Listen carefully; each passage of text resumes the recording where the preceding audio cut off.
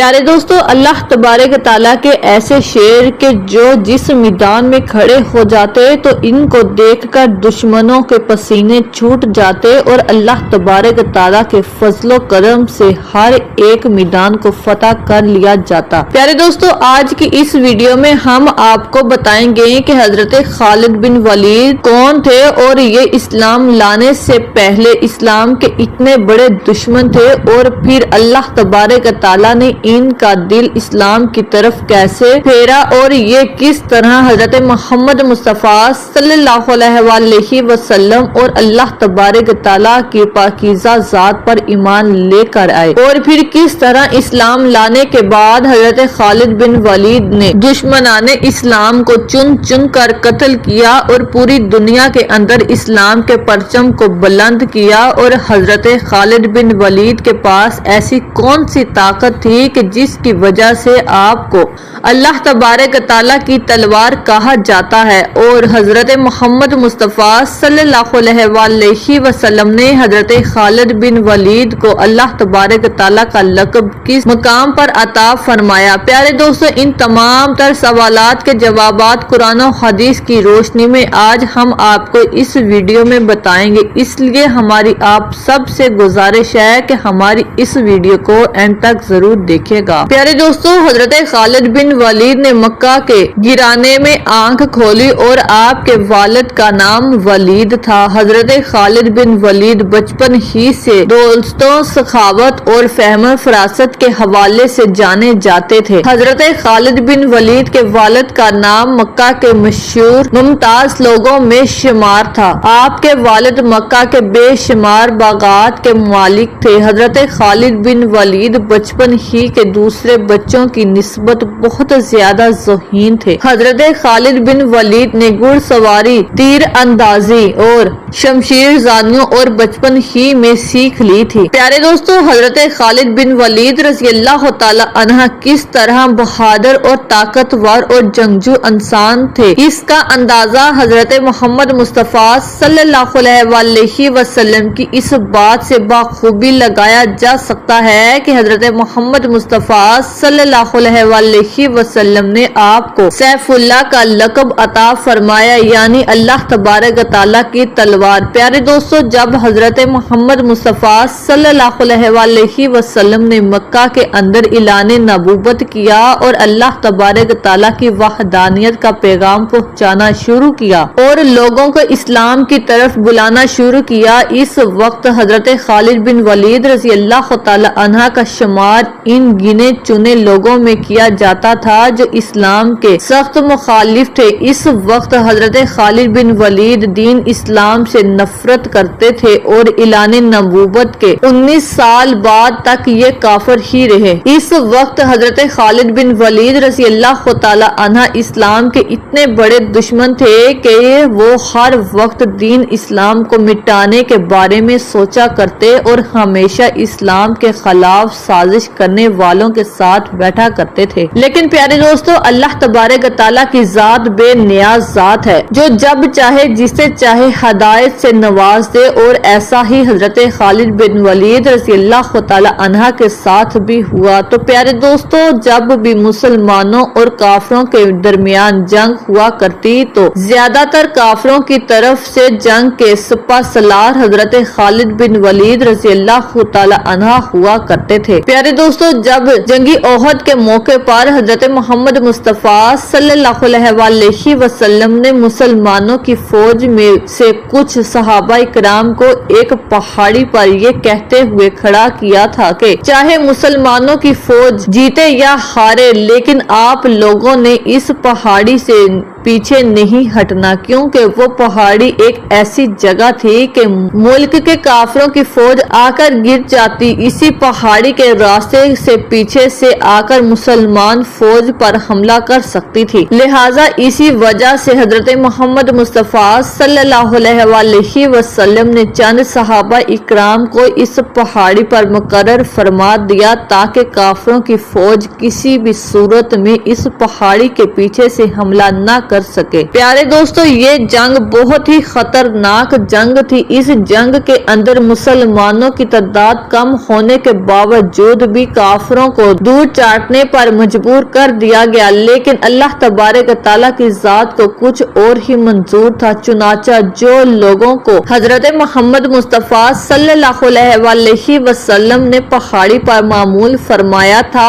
اور ان کے وہاں سے نہ ہٹنے کا حکم دیا تھا، جب ان لوگوں نے یہ دیکھا کہ مسلمان یہ جنگ جیت چکے ہیں اور مسلمان مال غنیمت لوٹ رہے ہیں، تو پہاڑی پر موجود ان لوگوں میں سے کچھ زیادہ تر لوگوں نے اس جگہ کو چھوڑ دیا اور پہاڑی کو چھوڑ کر میدان میں آ کر خوشی منانے لگے۔ اس کا نتیجہ یہ ہوا کہ حضرت خالد بن ولید، جو کہ اس وقت کافروں کی فوج کے سپہ سالار تھے اور اس وقت آپ کافر ہوا کرتے تھے اور جو کہ اب جنگ میں بہت زیادہ مہارت رکھتے تھے، چنانچہ اس وقت حضرت خالد بن ولید نے چند لوگوں کے ساتھ مل کر پہاڑی کے پیچھے سے مسلمانوں پر حملہ کر دیا۔ یہ حملہ اس قدر خطرناک حملہ تھا، کہا جاتا ہے کہ مسلمانوں کو کچھ سمجھ ہی نہ آیا آخر یہ کس طرح ہو گیا۔ اس وقت حضرت خالد بن ولید نے اپنی تلوار کے وار سے لگاتار بے شمار صحابہ اکرام کو شہید کر دیا اور دیکھتے ہی دیکھتے پوری جنگ کا نقشہ تبدیل ہو گیا، اور وہ جنگ جو مسلمان جیت چکے تھے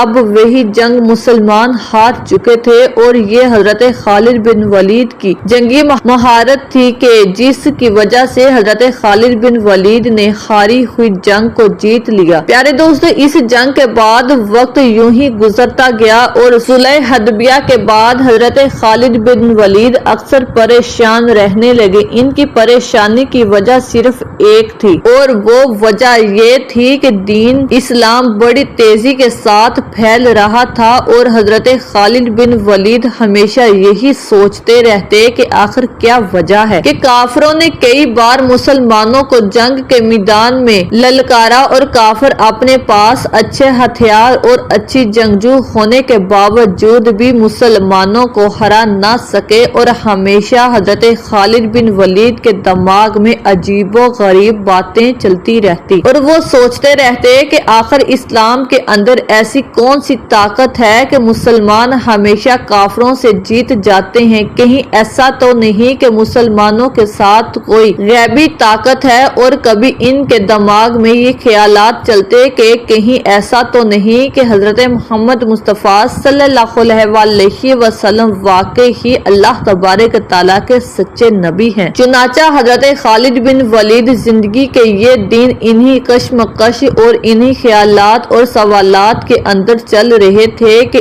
ایک دن ان کے بڑے بھائی کا خط ان کے پاس آیا۔ اس خط میں یہ تحریر تھا کہ اے خالد، تم کہاں ہو؟ حضرت محمد مصطفیٰ صلی اللہ علیہ وسلم مجھ سے تمہارے بارے میں پوچھ رہے ہیں کہ آخر خالد کہاں ہے۔ اور اس خط میں حضرت خالد بن ولید کے بھائی نے یہ بھی لکھا تھا کہ میں یہ چاہتا ہوں کہ تم کفر جیسی اندھیرے سے نکل کر اسلام کی روشنی میں داخل ہو جاؤ۔ چنانچہ اس خط کو پڑھتے ہی حضرت خالد بن ولید کے اوپر ایسی کیفیت طاری ہوئی اور حضرت محمد مصطفیٰ صلی اللہ علیہ وسلم کے خط کا حضرت خالد بن ولید پر ایسا اثر ہوا کہ حضرت خالد بن ولید رضی اللہ تعالی عنہ فوراً ہی حضرت محمد مصطفیٰ صلی اللہ علیہ وسلم کی خدمت میں حاضر ہو کر اسلام قبول کر لیا۔ پیارے دوستو، اس کے بعد جب حضرت محمد مصطفیٰ صلی اللہ علیہ وسلم نے ملک شام کی طرف اپنا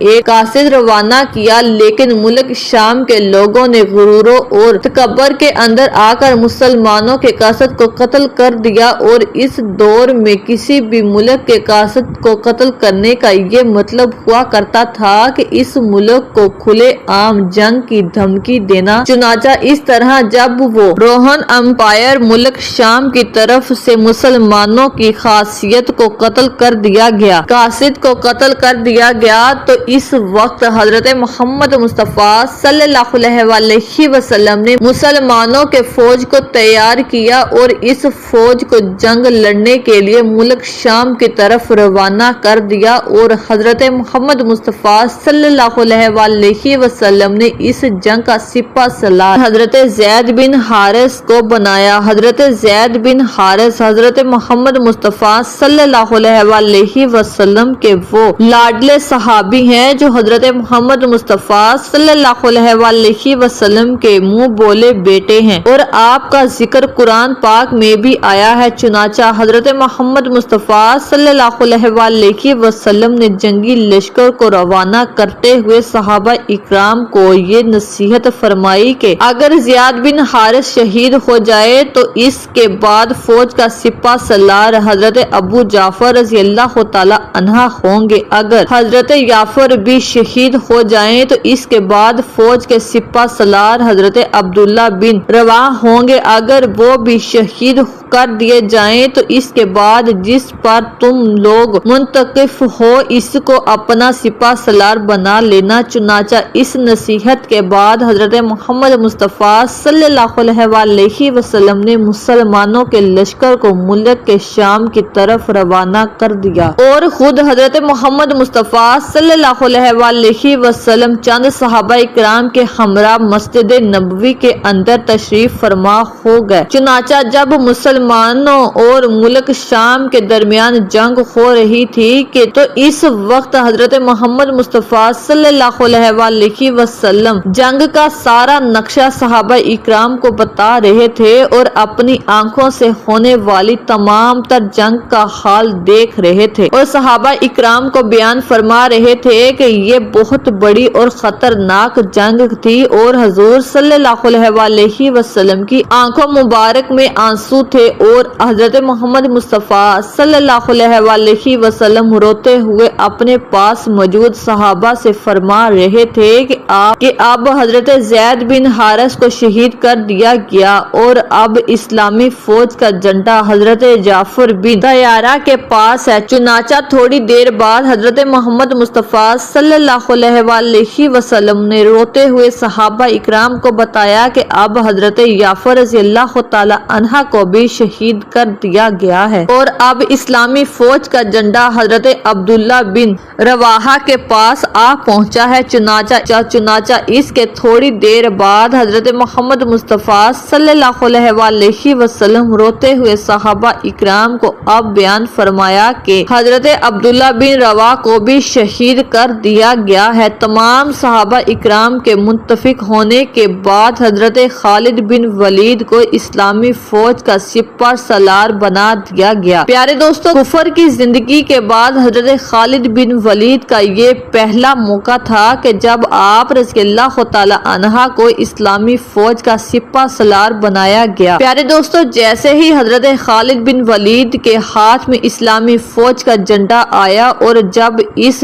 چیز کو ملک شام کے لوگوں نے دیکھا تو حضرت خالد بن ولید کو دیکھتے ہی ان کی آدھی ہمت ہار گئی، اور حضرت خالد بن ولید رضی اللہ تعالی عنہ جیسے بہادر شخص کو دیکھتے ہی وہ لوگ ٹوٹ گئے۔ اس کی وجہ یہ تھی کہ ہر طرف اس دور کے اندر یہ بات مشہور تھی کہ مکہ کے اندر مشرکین کی طرف سے خالد بن ولید کا نامی ایک بہادر جنگجو شخص ہے جو اپنے سامنے کسی کو ٹکنے نہیں دیتا، لیکن اب جو کہ حضرت خالد بن ولید رضی اللہ تعالی عنہ اسلام قبول کر چکے تھے اور آپ اسلامی فوج کے سپہ سالار تھے۔ چنانچہ حضرت خالد بن ولید رضی اللہ تعالی عنہ نے اپنی جنگی صلاحیتوں اور اپنی مہارتوں کو استعمال کرتے ہوئے مسلمانوں کے ہمراہ اس جنگ کو جیت لیا، اور اس جنگ کے اندر حضرت خالد بن ولید رضی اللہ تعالی عنہ ایمانی جذبے کے ساتھ اور اس قدر جوش کے ساتھ لڑے اور اس قدر کفار کے ساتھ لڑے کہ اس جنگ کے اندر حضرت خالد بن ولید کے ہاتھوں 9 تلواریں ٹوٹی تھی۔ چنانچہ ادھر مسلمانوں کی جنگ ہو رہی تھی اور ادھر حضرت محمد مصطفیٰ صلی اللہ علیہ